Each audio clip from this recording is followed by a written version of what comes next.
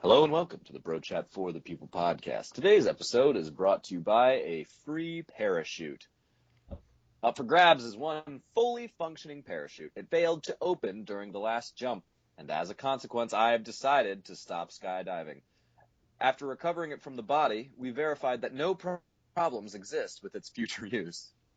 Email me and we can meet up so I can give it to you. This is not a posting you'll see every day. First one gets it, and this ad will be taken down immediately thereafter. All right, let's go.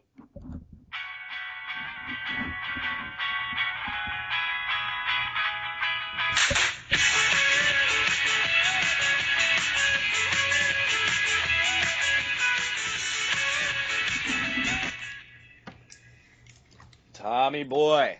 What's going on there, Daniel?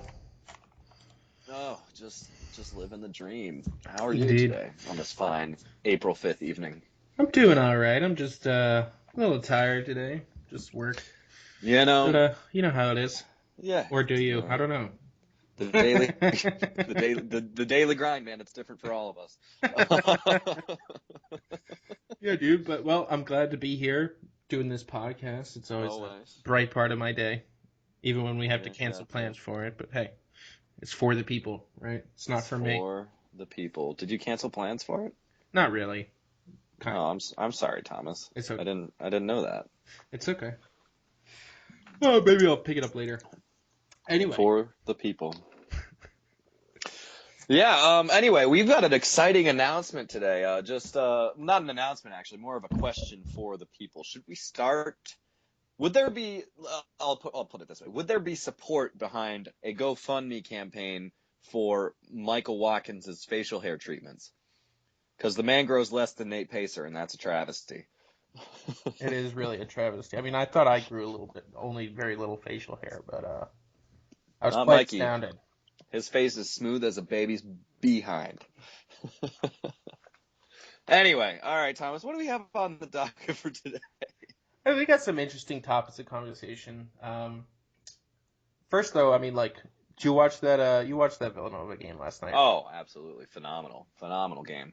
I mean, it was, yeah. I mean, it was pretty epic as far as national championships go. They're typically actually not that exciting. Yeah. Like, you realize after a while they're just like normal basketball games, and a lot of times one team's better than the other. But the last one that I think the last one that I thought was, almost on par with this one was the Michigan Louisville game back when Trey Burke was playing with Michigan. But I think Louisville won that game, right?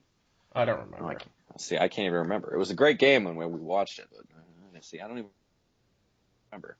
But yeah, Villanova, man, surprising us all. I mean, they were up by a solid, what was it, like 10 points? 10 and points. I texted you and I was like, there's no way they're keeping this lead.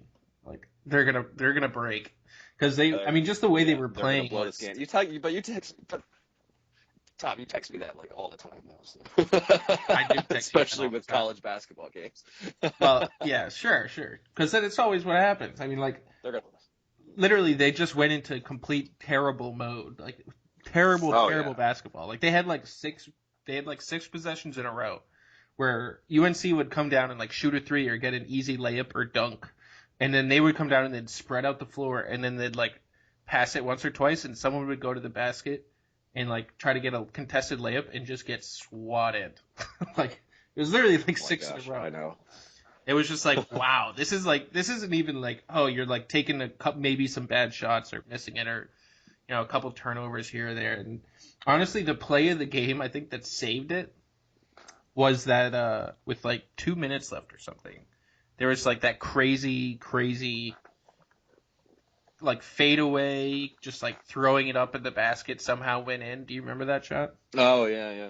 And it was just like, because they were like, UNC was coming back and Villanova could not score, and some guy put up a horrible shot again, and it like somehow fell in. Yeah. And it like put him back up by 4 or something. And it was just like. Yeah, I do remember that shot because I was watching it with my brothers and my dad, and Dad saw it. Dad looked up from his phone to watch this one play here, just out of the blue, and he was just like, "Oh, wow!" I I just started laughing. It was really funny. I mean, it's kind of funny to call that the play of the game when you had two other ridiculous plays. I mean, that three from UNC, like the hitch.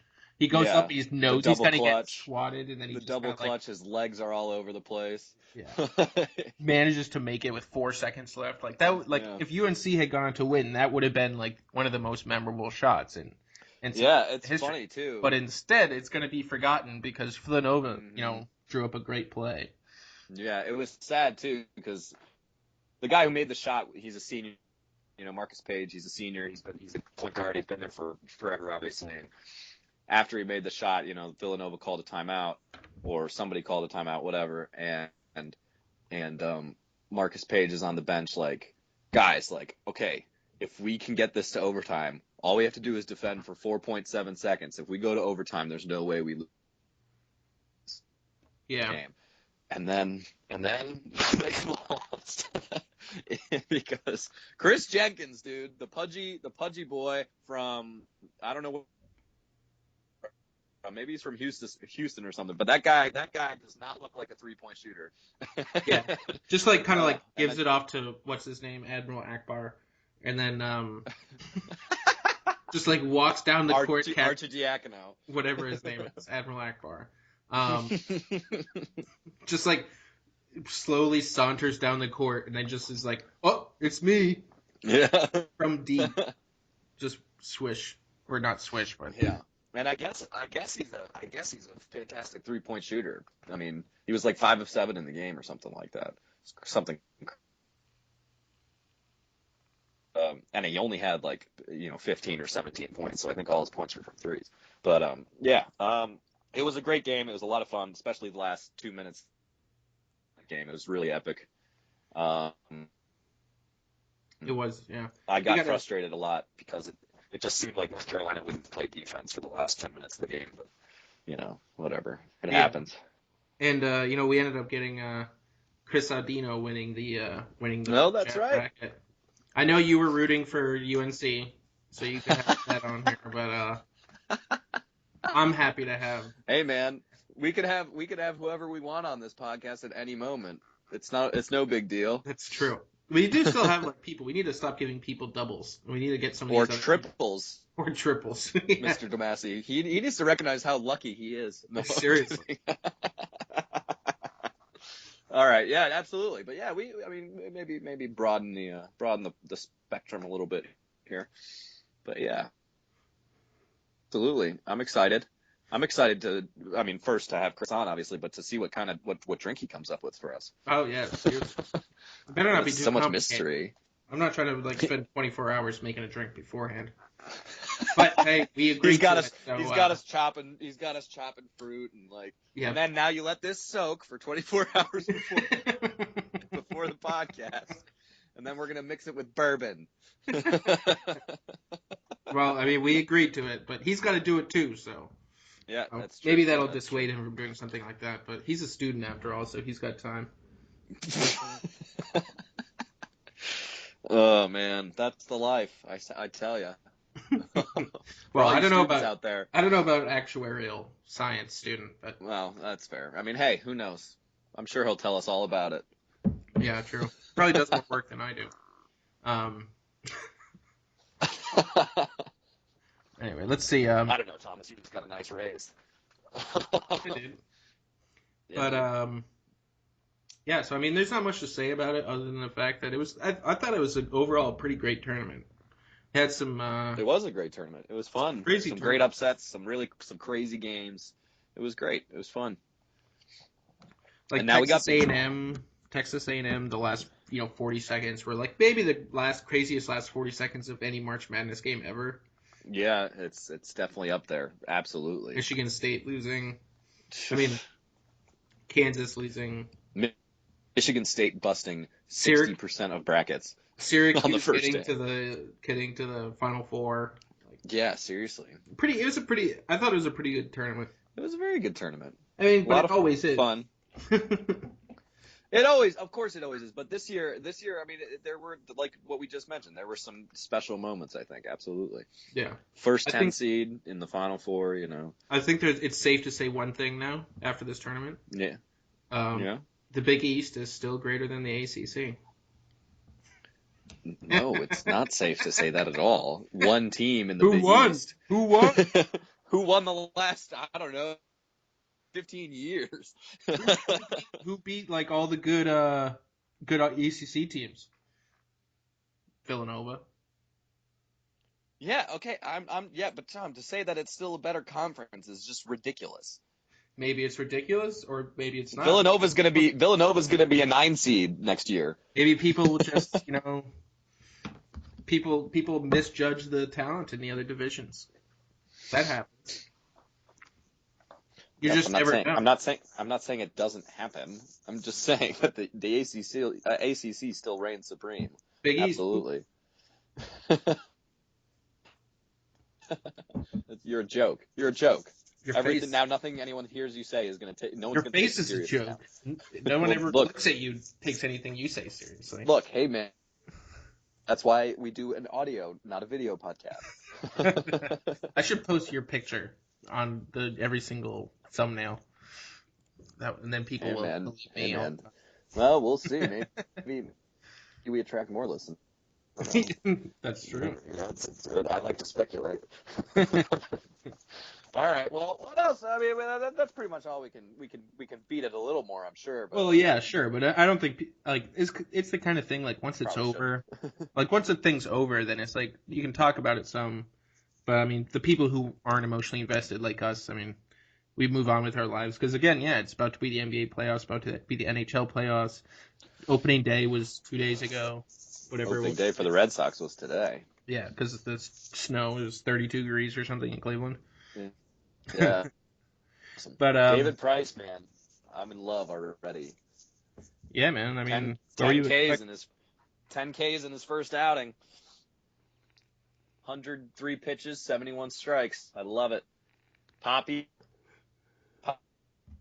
hit a home run in his last opening day. Poppy and Yabuki, obviously, probably an MVP. I'm not going to say anything, but probably an MVP. I'm not going to say anything, but probably an MVP. No big deal. Yeah, but whatever. Yeah. So, hey, and I know I shouldn't. Only had 2 hits today too, so. All right. Well, you're breaking up a little bit, but we'll just deal with it. Wisconsin primaries. Those have concluded, and we had a solid showing from our boy here. Our boy Ted Cruz. Yeah, our boy. Tedward. He's looking like he's going to stick at over 50%.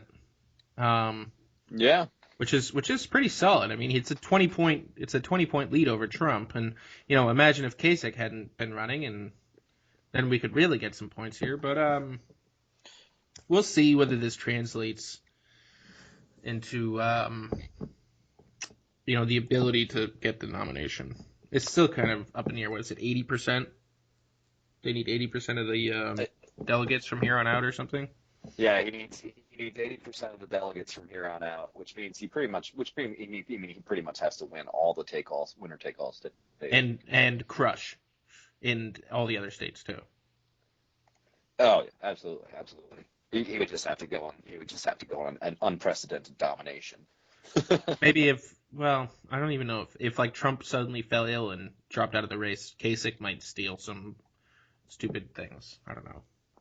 We'll see. Oh yeah. But I think the real interest thing is when this goes to a convention, because most likely it's going to. I'd say there's a very high chance, very high possibility of this going to a convention, like we've been saying. And obviously, the Republican Party's not going to pick Trump, especially since it seems like, especially if this is Trump's Waterloo, Wisconsin, and he starts faltering a little bit. It seems like it's going to be really hard. It would just be so stupid. And if the Republican Party doesn't pick Ted Cruz. Yeah, well, it wouldn't make any sense. Well, here's the thing about it. Honestly, a contested convention, I feel like would almost certainly mean a Democrat gets the presidency. I mean, look, it's not looking good. This year is near lost, I would say, already. Which is horrible considering Clinton's ideas, but hey, Bernie won in Wisconsin today. Woo woo. He did. But I mean, like, with going into the convention, the massive support that Cruz and Trump are going to have, like, taking it away from one, everyone's going to think, oh, well, our candidate deserves it or something. Like, maybe Trump has more, but Cruz has been more on fire, like, recently, and blah, blah, blah, and blah, blah, blah. Like, taking it away from either of those two guys and giving it to anybody else is going to alienate that entire section.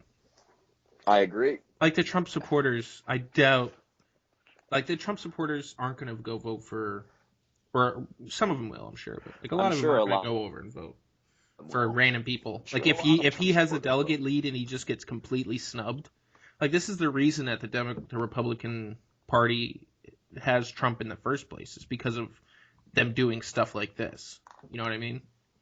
Like, it's this whole anti-establishment thing, anti-Washington thing that has gotten him in the first place. So if Washington turns around and does something like this again, I think it's terrible, terrible news for the Republican Party. And it's a shame. I mean, like, it depends. I don't know what would I'd like to see at a convention, because I think Cruz will get the snub too. I think there'll be lots of back deals and I think there'll be lots of back deals and stuff, and someone like Paul Ryan will pop up his name. I don't think Paul Ryan wants to run. Why not? I mean, he was willing to run for the vice president. But that was when he thought he had a chance. He knows now that he wouldn't have a chance after the convention. Why not? And plus, he's perfectly fine. He's already been vetted. Dude, this guy is a young up and coming, like, Republican with a lot of promise. He's now the Speaker of the House. There's no way he decides to say, okay, I'm going to take this this possibly lost year for the Republicans and take it after the convention and run for September and October against Hillary Clinton. But there's might be the perfect year. No, there's no way he gets enough support to beat Hillary Clinton. And then he loses again. He's no longer the Speaker. I mean, look, this ruins everything. I would vote for Paul Ryan. Of course I would vote for Paul Ryan. I like Paul Ryan a lot. Yeah, I mean, like, I'm not his hugest fan, but I think a lot of the stuff he does is great. But there's no, I just don't see, it's just very difficult for me to see anyone other three who are in the race right now and who have been in the race. Even Kasich. What a horrifying idea. What? Kasich. I guess I'd vote for him. You'd vote for him, absolutely. Yeah, I guess. Like, the man's pro-life. Yeah, sure. I mean, like, but I guess I'd vote for him. Like, that's my feeling about it. Like, so, yeah, I guess I will. But, I mean, like, when the day comes and I'm working, am I going to get up and go to the poll? Maybe. I mean, like, really? Kasich? Don't be like that, Thomas. Well, I think this actually brings up an important point that we wanted to discuss at some point. Maybe we've discussed it a little bit. And I don't think we were solidly in one position or another. I think we were actually in a different position than we are currently. Or at least I am. But probably. Like, it's amazing how the circumstances change. if it is Trump v. Hillary. Mm-hmm. It seems like you have a couple options. You can vote for Trump. You can vote for Hillary. Oh God. Or you can not vote. Yeah. What's your thought? Well, what are you gonna do as of right now? If it was tomorrow and Trump and Hillary were the nominees. If it was tomorrow, that changes a lot. I'm not voting if it's tomorrow. But in my mind, I'm still thinking that there's going to be at least a somewhat viable third-party candidate that comes up if those two are the nominees. Really? You would vote for a third party? Absolutely. Why bother? No, like I said, somewhat viable. There could be somebody who garners a fair amount of support if those two are the nominees. Like who? Kasich, for example. Yeah, oh God. That'd be the worst. Why?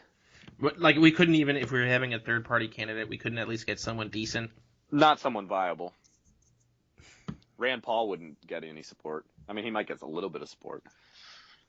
Yeah, I suppose. I mean, what about? Well, yeah. Cruz won't run third party. Yeah. I mean, this is kind of funny. Just a loss. Like this is a kind of a funny situation because you remember that first Republican debate where Trump was saying that he, would you Trump run as third party if you don't get the nomination? Because this was a big idea back then. But they were saying like, will you back the eventual nominee even if it's not you? And he was like, meh. But then he came out after in the second one and said yes because he got such a negative backlash. But now he's actually come back and said that he wouldn't again. Did he really? Yeah, recently he was like, no, I'm not going to. At this point, he said at this point I'm not going to support the Republican nominee if it's not me. So good stuff from Uncle Don. Yeah, but I mean, what? So you're not going to vote. Let's hear. If it's tomorrow and it's Hillary and Donald, I'm not going to vote. I can't. My conscience is not going to be clear if I vote for There's no third party. Yeah. So you're saying yes? I'm saying I'm not voting. Okay, can you give us reasons why? My conscience wouldn't be clear if I voted for Donald Trump or Hillary Clinton. What do you mean? Can you elaborate? Why my conscience wouldn't be clear? Yeah. Because neither of them is pro-life. Donald Trump is a serial liar who doesn't actually have any principles and is a terrible human being. Hillary Clinton is a witch. And I'm not saying that she should be burned at the stake because that's terrible. Shouldn't burn witches. I'm just saying that she's a witch. Could she be metaphorically burned at the stake? I don't know what that means. What would that look like? What would that be? I don't know. The media metaphorically burning her at the stake, being like media torching her and destroying her. Sure, I'd be down. Revealing her insides to the people. Okay, I'm not saying we should, draw and quarter her, but metaphorically, of course. Yeah, metaphorically, of course, absolutely. But no, at this point, if the election is tomorrow and it's Trump,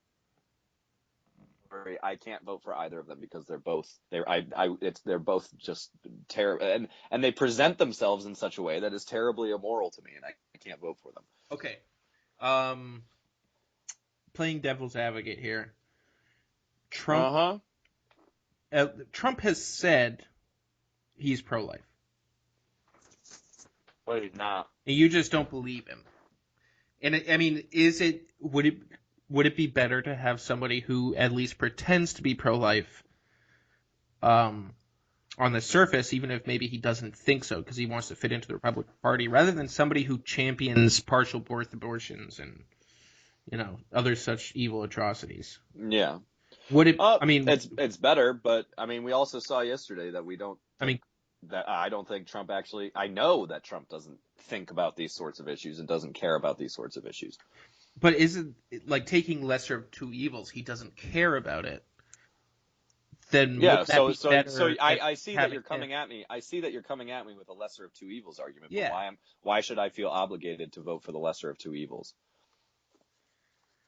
Because I still have. In that case, I still have to vote. To avoid the most evil possibility. In that case, I still have to vote for evil, though. Yes. Well, I'm not okay with that. Even if he came out and said, if he came out and said he doesn't care about the issue, he's never put any thought into it, would that change your mind at all? Maybe he's not pro-choice. Maybe he's not pro-life. Because, I mean, like, at the end of the day, I mean, an abortion is the most evil thing that happens in today's society. I mean, the murdering of 50 million children is pretty horrific stuff. Absolutely. So, I don't know. I'm like, this is the one part of the argument which I've been struggling with is in my mind, he has not been. I mean, he's championed Planned Parenthood, saying all the great things they did. That's also true. A bizarre idea of what pro-lifers think, thinking that we should punish and jail the women who do it. Exactly. Tom, and then just said it right there. He's pandering. Exactly, he's pandering, but at the same time, it's like, maybe he won't. he won't be anti, abortion, but he won't be pro-abortion either. So you think maybe that's the reason why? Then you got to think about other pro-life issues.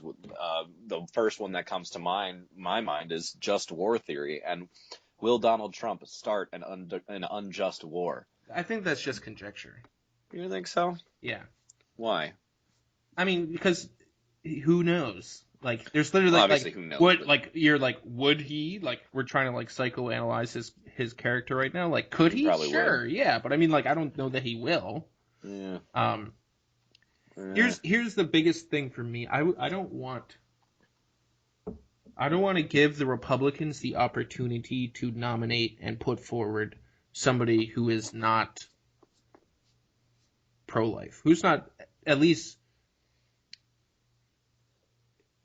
moderately pro-life, or I don't know. I would prefer someone who's super super pro-life. But if the Republican Party thinks that they can put forward somebody who isn't, mm-hmm. Imagine what this does down the line. I mean, look, if we vote for someone like Donald Trump, and he has kind of shown that he's not really pro-life, and the Republicans can get away with not being pro-life, then I don't know. It's just I don't. That's why I don't think I can vote for him. That's my rebuttal to that argument that I brought up earlier.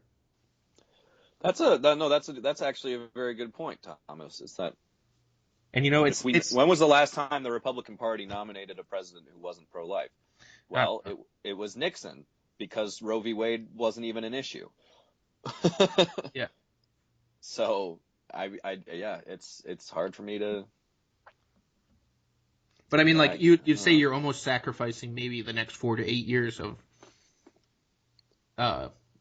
the future of this country, and considering the slope it's on. It's I don't know. I just don't see it.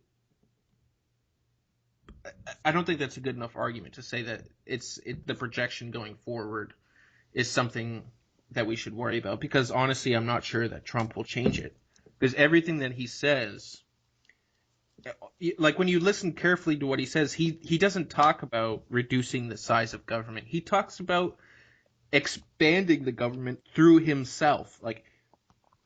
The issue with the Democrats isn't their principles, it's their leadership. So he's essentially running as a very strong, powerful executive in overseeing a strong federal government, which is the opposite of what I want. So I'm not convinced he would even help with those things to begin. I don't think he would either. I think he knows less about the Constitution than even Hillary Clinton. Yeah, probably. And Hillary obviously uses that in a way that she can, you try to use it to her advantage and spin it in such a way. Because it's a living document or whatever she says. But, yeah, of course. I mean, but here's... The fact is, Trump doesn't give a shit. The guy is an autocratic guy. He's oh, I'm going... we need to make America great again, and that's why you have to elect me, because I'm going to make America great again. And then he starts saying things like, oh, the top 3 issues for the federal government are national security. Okay, that's fine. And then the other 2 are education and healthcare. Really, Donald? That's the other 2 top issues for the federal government? What are you talking about? Yeah. I mean, well, here's the guy just wants to build. Yeah, that's true. And well, that's the point that I'm kind of getting at, is what I'm about to get at, is the fact that we have this kind of ignorant view. A lot of people have this kind of ignorant in the nicest sense of the word. Maybe they just haven't put enough thought into it, and they like the buzzword, but they're oh, classic. Oh, he's a businessman. He's a very successful businessman.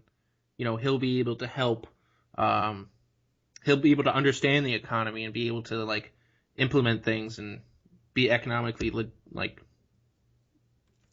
be able to talk about everything and figure this out. But it doesn't really proven that he doesn't know how it works. That's his words. Well, I'm not even talking about his words. I mean, he is a rich, very successful businessman because he is an expert in real estate development. He's not he's an expert at screwing. He's an expert at screwing people who loan him money too. Well, but it's shown like he hasn't paid back a dime in his entire life. All his different ventures that he's gone in outside of real estate have failed miserably. Like you wouldn't want Bill Gates to run,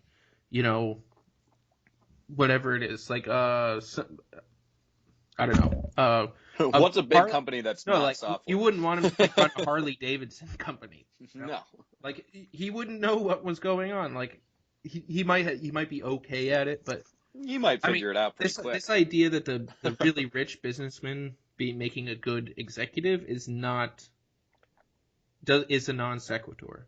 The one thing, Romney, I guess, had a more of advantage because he was a consultant, meaning that he and Romney had already been a governor as well, and he had done things like that's not what I'm talking about. I'm just talking about the pure businessman. Him being a consultant, actually, because what they would do is they would go and buy different companies in different industries, and then go in gain capital. Yeah, exactly, and then they go in and fix everything or dissolve it depending on what needed to be done. So that gave him like a broader variety of industries and education and stuff. But Trump being a businessman, meaning he'll be good for the economy, is complete nonsense. He knows just about as much about the economy as every other person that runs a small business. This man wants a 45% tax on things coming from China. Yep. How is that going to help anything? It's not going to help anything at all. Exactly, but Trump thinks it will because China's taking advantage of us and we have to stick it to them. Okay. That tariff is it just turns into just like every other tax out there. You know who else tried those kinds of tariffs?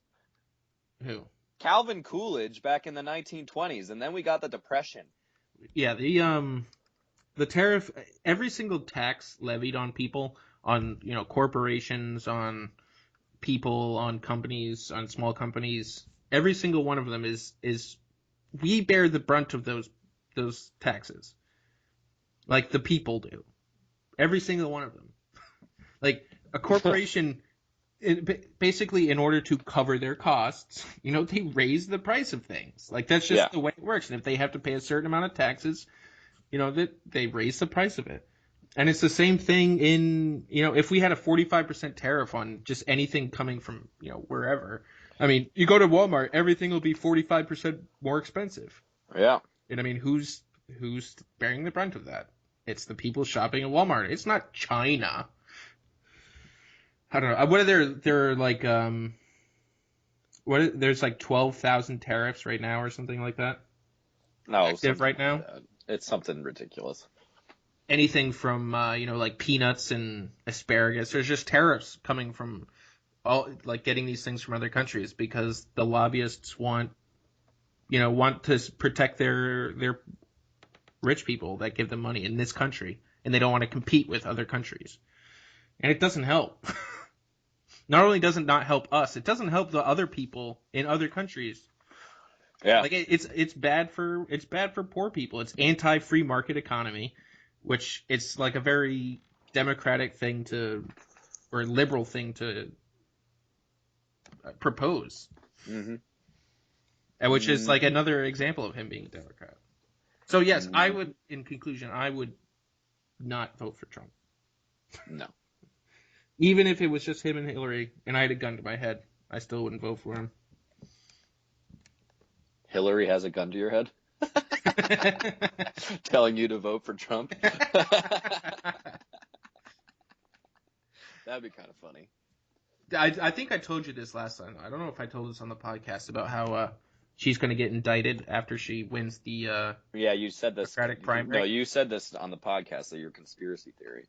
Yeah, dude, it's going to happen. She's going to get indicted. You see it slowly mounting, and I think it's far more likely. And then it's going to be a contested convention, and she's going to throw it behind Michelle because Obama doesn't want to leave the White House. He loves his flying around on Air Force One, playing golf, going on vacations. I disagree, and he'll love that. He'll love that. And too he won't even have to do anything. He'll love that too when he's a lobbyist. It continues his legacy as well. I mean, like, why not? I don't know. I think you and I get the first black female president. I don't think. This just so fits in, man. I don't think Barack wants to be there any second longer than he has to be. He won't even have to do anything anymore. He just gets all the power and fun, like Michelle's been having for the last 3 years. Yeah, but then they're not going to have time for anything else. I don't think they care, dude. And Michelle's going to be like, Michelle's going to be tired all the time. These are lifetime politicians, man. They don't care. This is the pinnacle of their life. Michelle's a lawyer. Come on. This is the pinnacle of their life. Becoming the president of the United States, lifetime politician, is the pinnacle of your life. Well, maybe. I think Obama would be looking forward to post-president life much more than actually being the first husband. Except he still gets his continued legacy. Like, you think he doesn't care about these things? Also, it's hard for me to see Hillary being indicted unless if she gets the nomination. Or unless Obama wants it to happen.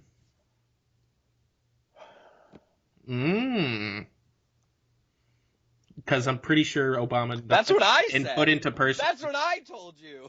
What? Unless Obama wants it to happen. I remember us fighting about this a long time ago. But no, I don't think if Bernie wins the nomination, then I think it's far more likely that Hillary gets indicted. Well, no, I think it's the exact opposite. It won't matter. Wait a second. So you think what happens to all the Bernie supporters? They're just gonna hop behind Michelle. They're not gonna be upset that now that Hillary's been indicted. They're like, finally, Bernie. Oh, Bernie's gonna be swept under the rug, just like everybody else. They're gonna kill him. No, but he'll like the media will just stop talking about him. No one will do anything. Like, dude, he's got almost like 50% of Democratic support right now. No, he'll be fine, dude. Don't worry about Bernie. I'm not worried about Bernie. I'm just saying, like this. I'm viewing it as a similar thing to Trump supporters. What happens to all those Bernie supporters? They'd vote for Democrats because they want pro-choice. Maybe. They want those important things. And imagine that. Like, who can you get back behind faster than an old white guy? A young black woman. That'll. She's not young. She's 50. Yeah, she's youngish. For a politician, she's young. True that. It's like Sarah Palin. She's young, but she's not actually that young. But yeah, I mean, like, that'll satisfy their liberal sensibilities enough to switch. Ooh, you know what's fun? What? Bernie's closing the gap on Hillary in the national poll. He's down 7%, about 7.5%. When a month ago he was down 13%. Nice. I like this. I like this trend. All right. Well, I think we should move on to the something that we haven't been doing recently. The positive spin zone. The positive spin zone. Oh, we missed it. You broke up a little bit, I think. Oh, that's too bad. The positive spin zone. I like that. All right. Well, here's mine for you, Daniel-san. Do you remember mine for you? Because I forget it. I forgot it too. Oh, darn. Well, maybe I can find something real quick. Well, you're going to be answering this question, so. Apparently, the would-be asylum seekers from the Middle East are stuck in Guantanamo Bay, and they are not being allowed to come over here. Despite the fact that they there's constantly illegals being rushed across the border. And the refugees, man, they can't get in. Man, look, I don't know what you're talking about. Stuck in Guantanamo. Guantanamo Bay sounds like a freaking awesome time. You get some sweet waterboarding on the surf at Guantanamo Bay, dude. Nothing sounds better right about now. Some good waterboarding on the bay. Yeah. Oh, dude, waterboarding is so much fun on that Guantanamo surf. And for those not ignorant people, what's the positive spin zone? Oh, I don't have one. Really? I thought that was good enough. Come on. So you're saying the positive spin of them being stuck there is that they will be waterboarded? Well, they don't know what that is. Pretty sure they'd find out pretty quick. It sounds cool. Nice. Yeah, it sounds like a lot of fun. Waterboarding. Waterboarding off the coast of Cuba? Yeah. Dude, Caribbean waterboarding. No, I don't think Guantanamo's. I mean, I don't know what the conditions are like for them, so I can't say. But they're probably being treated just fine. Yeah. They're not being treated like terrorists. Mm-hmm. They're just in Guantanamo. Hey, by the way, so much for closing that. Yeah. 8 years ago. Anyway, the PayPal. I don't remember. Yeah, I was about to say that. Yeah, because I just remembered was PayPal pulling out of North Carolina because of the new religious freedom law, or should I say anti-gay law, or should I say pro-religious freedom law? Well, let's be straight for the people here. It's a pro-religious freedom. It's a pro-religious freedom law. It doesn't do anything. Again, there's nothing anti-gay about it. That's just the liberal media spin. Well, look at the law yourselves. You'll see. Positive spin on this is that who really cares? I mean, PayPal is an online social. It's like a way to pay people, and you do it online. Like, who cares where their employees are? It's taken 400 jobs. But, 400 jobs. Dude, hey man, 400's higher than I can count. Like they're moving them 400 jobs, or they're just firing everyone in North Carolina and hiring people in the rest. Yeah, I mean, come on, they're not even losing their jobs. I'm not sure. So the denominator of jobs in North Carolina goes down 400 points. Yeah, sure. Look, hey, but some poor guy, you're missing the point here, Thomas. You're missing the GD point. The point is that this is going to become a trend. We saw it with the NFL. They're denying the Super Bowl to the Falcons in Georgia. A company is already threatening to pull out of Mississippi or whatever. Now a big company is pulling out of North Carolina. But states are going to keep trying to make these laws, but this is going to be a trend, and more companies are going to be like, oh, this is what the people want. So they're going to pretend to take a stand and pull out. That's the trend. Okay. I'm sorry. That's more than the headline that I gave you. It's true. Positive spin on it, though, is that there's going to be some states out there, and you're going to be able to tell which states are filled with good people and good government for us conservative Catholics out there. I mean, like places like North Carolina and Texas and Mississippi, where the people in the government has the same ideals as us. Like, how depressing it is to be a Republican conservative Catholic in Massachusetts. I feel like literally the worst thing ever. Like, there's literally no one there who's like, sure. Maybe but like I have a 10. feeling that Mississippi hates Catholics just as much as those states. Well, I think that's a little outdated, Daniel. Oh, Mississippi! You're talking about Mississippi, remember? When's the last time you've been to Mississippi? I think you're a little outdated. You want to talk about outdated? That's an outdated state. That's awfully harsh. I know, I'm kidding. Mississippi is a wonderful place. It's a lovely place. There's a lot of bayous and mud and and hey, there's some great blues music that comes out of Mississippi, though, I will say that. And good food, you're right. And good people. And good people. So I don't know what you're complaining about. Yeah, they don't have they don't have a shit ton of taxes there and federal regulations and stuff. You're absolutely right. And all I'm saying is that there's probably like one Catholic church every 800 miles. Well, you just have to make sure to live near one of those. Yeah, you're right. See, Tom, you're so good at this. Yeah. Cheers. Yeah, you reward yourself. Yeah. You did good. Yeah. But I don't know, I feel like we should get into this, but not right now. This whole North Carolina thing in general and what's actually going on with it, but I don't think there's time right now. I think we're sitting at about 40 minutes, which we've been trying to cut it down for you guys. I know. We know the last one was an hour, but that was just an anomaly. Yeah. I don't know what happened. We just kind of... I know all of them before that were 56 minutes or something like that, but... We're trying to keep it shorter for you guys here. And we always forget what time it is. Like, from our Skype conversation, was it like 25 minutes in did we start, or was it 35 minutes in? Like, I don't remember. Or was it 3 minutes in? Or was it 3 minutes in? Or was it possibly, maybe, 2 hours in, like it was the other night? Yes. That was a fun time. That was a fun time.